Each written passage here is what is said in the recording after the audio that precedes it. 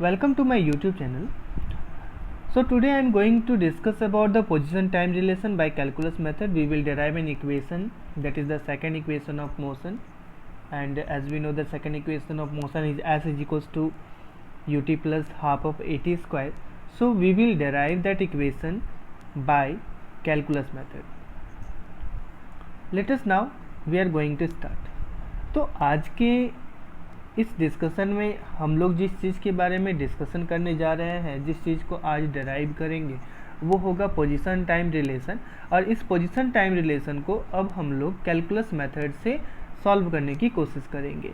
Position time relation में जिस equation का हम लोग बात कर रहे हैं वो इक्वेशन है s is equals to u t plus half of a t square. तो चलिए देर न करते हुए हम लोग पोजीशन टाइम रिलेशन का जो इक्वेशन है उसे फाइंड आउट करने की कोशिश करते हैं। जैसा कि हम लोग जानते हैं कि जब ऑब्जेक्ट इंस्टेंटेनियस वेलोसिटी से जा रहा होता है, अब क्वेश्चन क्या है कि इंस्टेंटेनियस वेलोसिटी होता क्या है।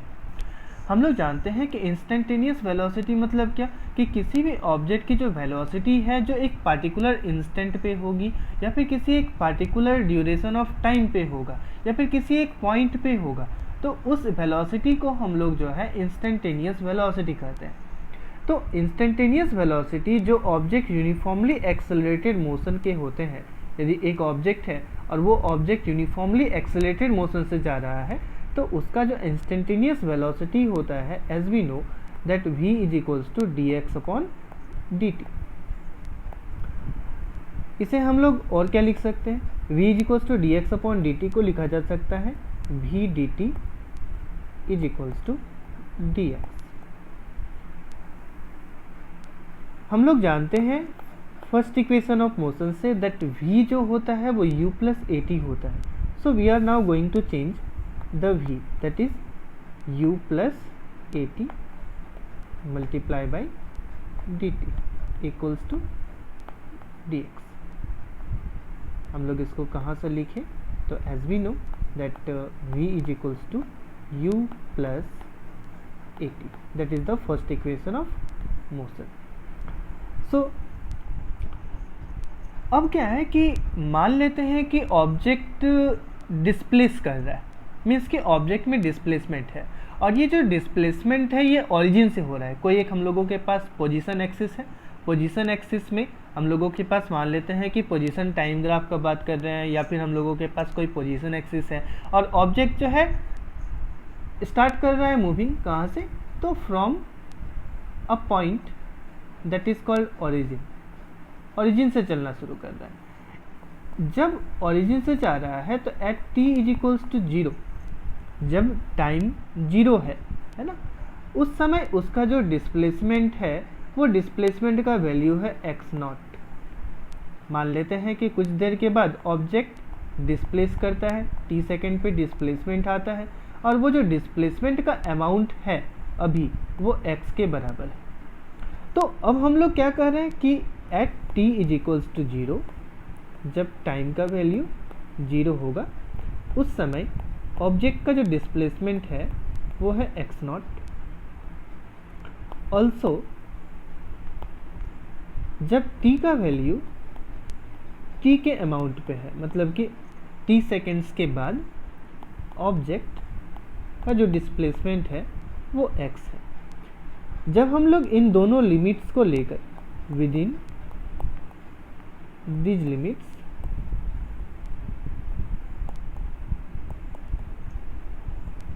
ऊपर में जो हम लोगों का इक्वेशन आया that is u plus A t into d T equals to D x, हम लोग उस इक्वेशन को दैट इज इक्वेशन वन को हम लोग इंटीग्रेट करेंगे, integrating equation one,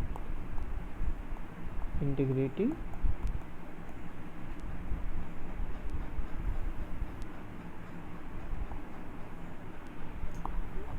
equation one. जब हम लोग ऊपर के इक्वेशन को इंटीग्रेट करेंगे इन सभी लिमिट से, तो एक तरफ हम लोग जानते हैं कि ऊपर का जो इक्वेशन है that is u plus A t into d T equals to D x, तो एक तरफ टाइम कंपोनेंट है और एक तरफ पोजीशन कंपोनेंट है। तो टाइम कंपोनेंट को टाइम कंपोनेंट से इंटीग्रेट करेंगे, पोजीशन कंपोनेंट को पोजीशन कंपोनेंट से इंटीग्रेट करेंगे। तो इसको हम लोग लिख सकते हैं integrating 0 to t u plus at multiply by dt is equals to integrating x not to x dx। अब इसे हम लोग इंटीग्रेट करेंगे आगे। इसको लिखा जा सकता है integration 0 to t u dt plus integration 0 to t at dt is equals to, यहाँ पे हम लोग जानते हैं कि इंटीग्रेशन dx का जो वैल्यू होगा वो होगा x with in the limits x to x not. इसको लिखा जा सकता है u बाहर आ जाएगा, integration 0 to t dt plus इसमें a बाहर होगा 0 to t dt। इसको हम लोग लिख सकते हैं x minus x not. Solve करेंगे तो इसको लिखा जा सकता है u, टाइम कंपोनेंट बचेगा 0 to t, a ये हो जाएगा t square by 2 0 to t equals to x minus x not. इसको लिख सकते हैं u into t minus 0 plus a into t square by 2 minus 0 is equals to x minus x not. Now solving ut plus at square upon 2 is equals to x minus x not. So now we can write this is the first component that we are seeing, and suppose that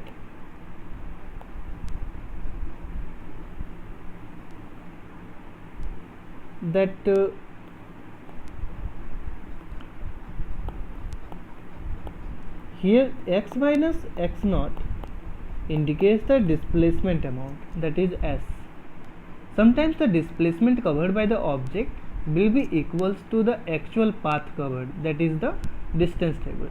That's why we can write that x minus x naught is equals to x, क्योंकि हम लोग जानते हैं कि कभी कभी क्या होता है कि ऑब्जेक्ट का जो डिस्प्लेसमेंट है वो एक्चुअल पाथ कवर्ड के बराबर होता है। तो हम लोग कभी कभी लिख सकते हैं कि x माइनस एक्स नॉट जो है किसके बराबर है, s के बराबर है। So we can write that s equals to ut plus half of at square, as we know that this is the second equation of motion, and this equation of motion gives us position time relation. It indicates about the position and time, because here the s indicates the position and here the t indicates the time, so it is called position time relation. Position time relation के बाद अब जिस relation के बारे में हमें जानना है वो है वेलोसिटी डिस्प्लेसमेंट रिलेशन। इसे वेलोसिटी डिस्प्लेसमेंट रिलेशन क्यों बोलते हैं, क्योंकि ये वेलोसिटी और डिस्प्लेसमेंट के बीच के संबंध को बताता है। तो जब हम लोग वेलोसिटी और डिस्प्लेसमेंट के बीच के रिलेशन के बारे में पढ़ रहे होते हैं तो हम लोग जानते हैं कि वेलोसिटी और डिस्प्लेसमेंट का रिलेशन कौन बताता है, तो थर्ड इक्वेशन ऑफ मोशन। ये जो थर्ड इक्वेशन ऑफ मोशन है इसे ही हम लोग कहते हैं वेलोसिटी डिस्प्लेसमेंट रिलेशन। अब ये जो वेलोसिटी डिस्प्लेसमेंट रिलेशन है ये किसके बराबर होता है, then as we know that it is equals to v square minus u square equals to 2as। Okay, so ये जो वेलोसिटी डिस्प्लेसमेंट रिलेशन है उसके लिए हम लोग क्या कर सकते हैं, कंसेप्ट ले सकते हैं इंस्टेंटेनियस एक्सेलरेशन का, बिकॉज ऑब्जेक्ट पहले से ही कुछ ना कुछ वेलोसिटी को एक्वायर कर रहा है, ऑब्जेक्ट कुछ ना कुछ वेलोसिटी से आगे बढ़ रहा है। तो जब हम लोग वेलोसिटी और डिस्प्लेसमेंट रिलेशन को देख रहे हैं तो अभी हम लोगों को ज़रूरत पड़ेगा इंस्टेंटेनियस एक्सेलरेशन को। तो इंस्टेंटेनियस एक्सेलरेशन किसको बोलेंगे? तो किसी एक पार्टिकुलर इंस्टेंट में या फिर किसी एक पार्टिकुलर पॉइंट पे जो ऑब्जेक्ट का एक्सेलरेशन होगा उसे ही हम लोग इंस्टेंटेनियस एक्सेलरेशन के नाम से जानेंगे।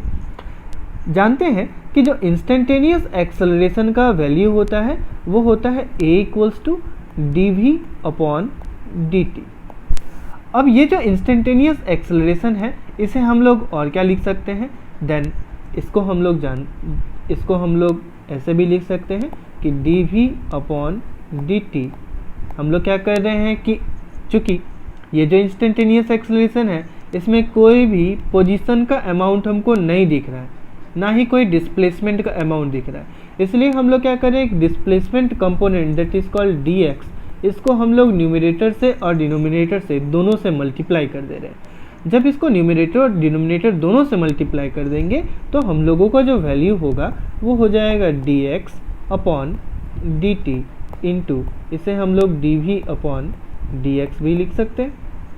ये जो वैल्यू आया अभी हमारे पास है ना, इस वैल्यू पे हम लोगों को कुछ कुछ कंपोनेंट दिख रहा है कि ये जो dx/dt है और ये जो dv/dx है, इसमें dx/dt को हम लोग लिख सकते हैं v, बिकॉज ये जो dx/dt है वो इंस्टेंटेनियस वेलोसिटी को बताता है, मल्टीप्लाई बाई dv/dt। अब क्या करते हैं कि चूंकि ये इंस्टेंटेनियस एक्सेलरेशन को हम लोग चेंज किए तो हम लोग ट्रांसपोजिंग कर रहे हैं, इसका जो डिनोमिनेटर है उसको उधर ले जा रहे हैं, then it will be a dt = v × dv।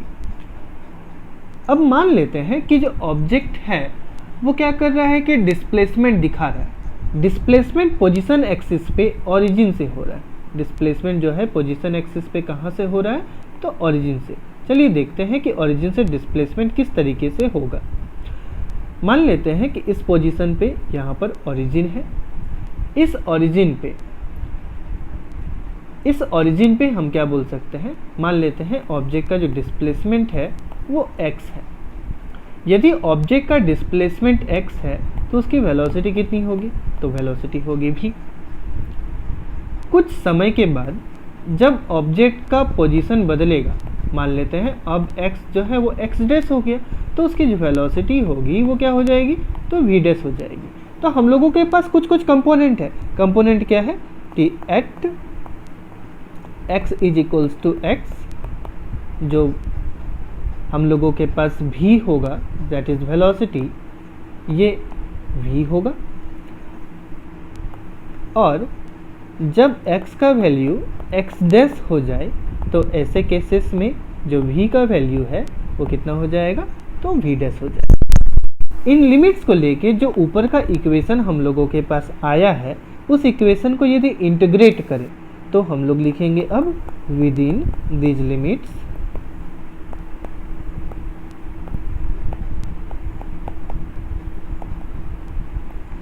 Integrating equation 1। यदि हम लोग इंटीग्रेट करें, किसे करें? तो इक्वेशन 1 को। तो इक्वेशन 1 का हम लोग जो LHS देख रहे हैं वो LHS हम लोगों के पास, सॉरी LHS में कुछ गड़बड़ है, इस LHS को हम लोगों को सुधारना पड़ेगा। यहाँ पर टाइम कंपोनेंट नहीं होगा, actually it is dx, it is also the dx। तो इक्वेशन 1 का जो LHS कंपोनेंट है उसमें हम लोग देख रहे हैं कि जो LHS कंपोनेंट है वो हम लोगों का पोजीशन कंपोनेंट है और इसका जो RHS है वो हम लोगों का वेलोसिटी कंपोनेंट है। तो पोजीशन कंपोनेंट को पोजीशन कंपोनेंट के साथ इंटीग्रेट करेंगे और वेलोसिटी कंपोनेंट को वेलोसिटी के साथ इंटीग्रेट करेंगे। तो इक्वेशन 1 का जो LHS है उसमें हम लोग क्या देख रहे हैं, लिख सकते हैं इसे इंटीग्रेशन, ये था a dx, तो हम लोग इसको लिख सकते हैं x to x dash a dx is equals to, जो इक्वेशन 1 का RHS था वो था v dv, तो उसे हम लोग लिख सकते हैं v to v dash v dv। इससे क्योंकि एक्सेलरेशन बाहर आ जाएगा, ये हो जाएगा x2 x डैश, ये हो जाएगा dx, इधर वाला जो वैल्यू होगा वो हो जाएगा, क्योंकि v dv है तो इसे हम लोग लिख सकते हैं v²/2, ये हो जाएगा v2 v डैश, इसे हम लोग लिख सकते हैं a x को x2 x डैश, ये हो जाएगा v²/2 minus v dash square 2 by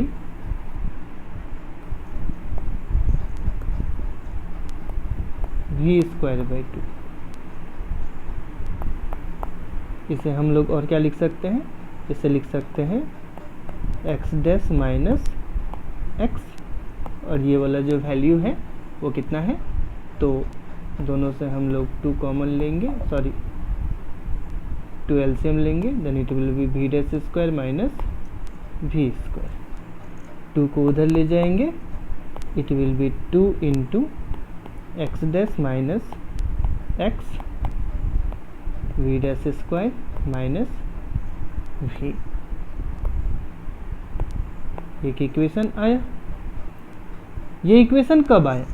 इस इक्वेशन को हम लोग लाए तब जब डिस्प्लेसमेंट ऑब्जेक्ट का पोजीशन एक्सिस में ओरिजिन से हो रहा है और उस समय उसकी वेलोसिटी हम लोग कैसे ले रहे हैं, तो x, जब पोजीशन x था तो वेलोसिटी v थी, जब पोजीशन x डैश था तो वेलोसिटी v डैश था। अब हम लोग इसी रिलेशन को हम लोग एक दूसरे तरीके से लिख सकते हैं। तो किस तरीके से लिखेंगे? मान लेते हैं कि ऑब्जेक्ट जो है ओरिजिन से चलना शुरू कर रहा है और ऑब्जेक्ट का जो पोजीशन है और ऑब्जेक्ट की जो वेलोसिटी है वो चेंज हो रही है। किस तरीके से चेंज हो रही है? तो अभी हम लोग मान लेते हैं कि एट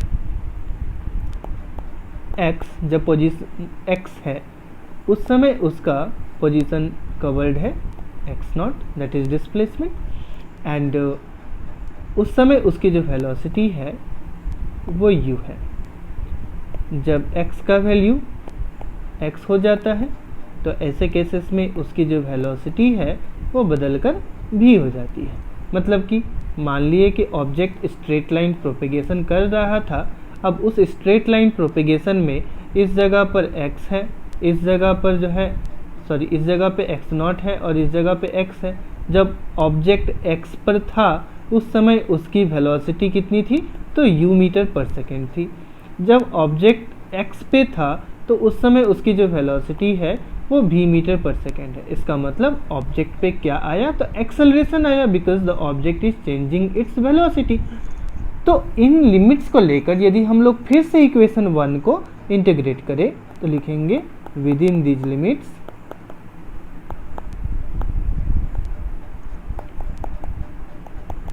इंटीग्रेटिंग इक्वेशन 1।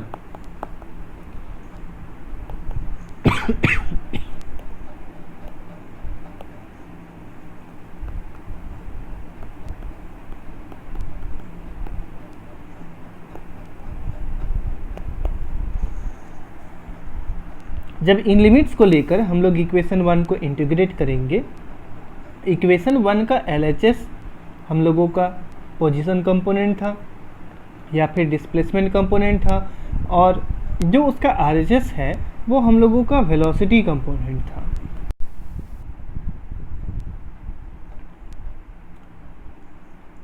तो जैसा कि हम लोग इक्वेशन 1 को देखे हैं, इक्वेशन 1 जो हम लोगों के पास है इसमें हम लोग देख रहे हैं कि चूँकि इसका जो LHS वाला टर्म है वो हम लोगों का डिस्प्लेसमेंट या फिर पोजीशन कंपोनेंट है, और इसका जो RHS है वो RHS हम लोगों का वेलोसिटी कंपोनेंट है। तो इसका जो LHS है हम लोगों के पास, इस LHS को हम लोग किस तरीके से जो है इंटीग्रेट करेंगे, तो LHS को इंटीग्रेट करेंगे by the use of position component और डिस्प्लेसमेंट कंपोनेंट।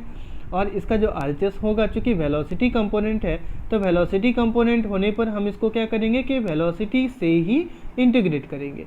तो चलिए इसको इंटीग्रेट करने की कोशिश करते हैं उन सभी लिमिट्स की मदद से।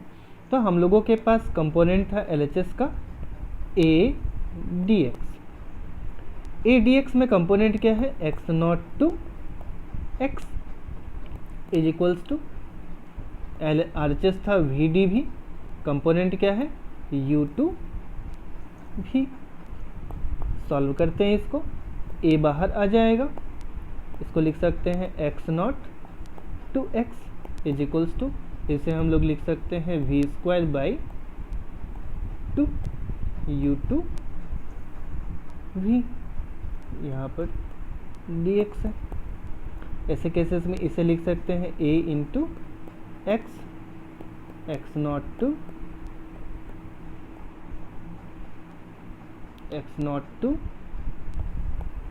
x, और ये हो जाएगा v² by 2 minus u² by 2।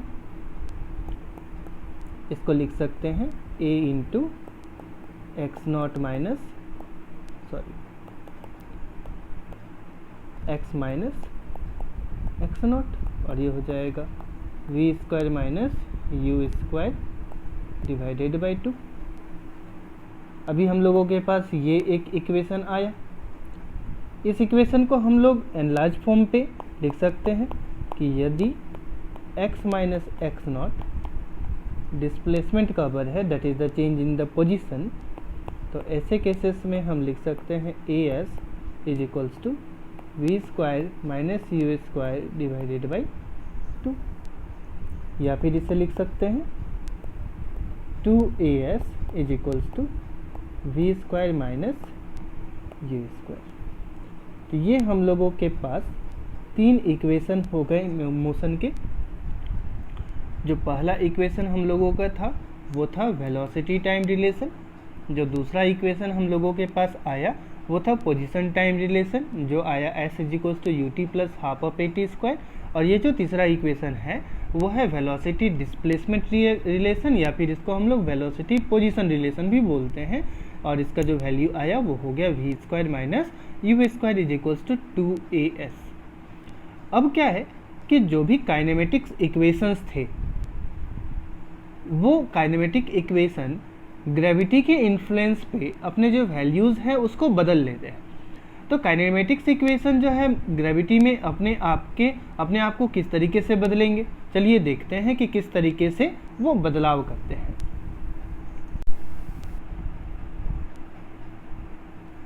तो अब जो हम लोग देखने के लिए जा रहे हैं वो है kinematics equation of motion under gravity.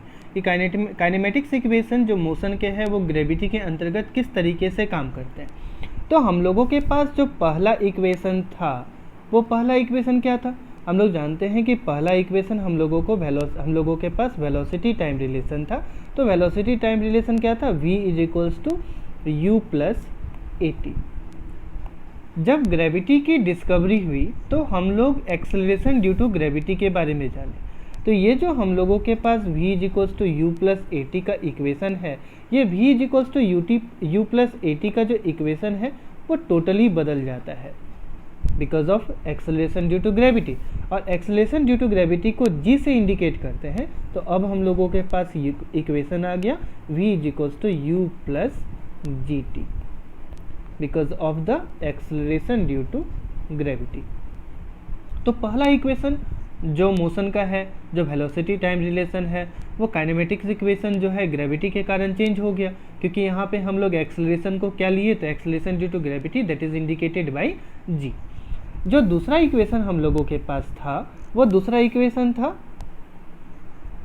Position time relation. ये जो पोजीशन टाइम रिलेशन का इक्वेशन आया था वो क्या था, हम लोग जानते हैं s is equals to ut plus half of at²।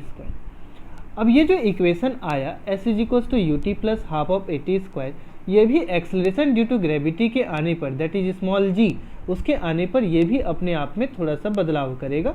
और ये बदलाव हम लोग देखेंगे क्या कि s जो होगा, चूंकि ऑब्जेक्ट किसी ऊंचाई से गिरेगा, इसका मतलब क्या, ऑब्जेक्ट पे जो डिस्टेंस कवर्ड होगा उसको हम लोग h से इंडिकेट करेंगे।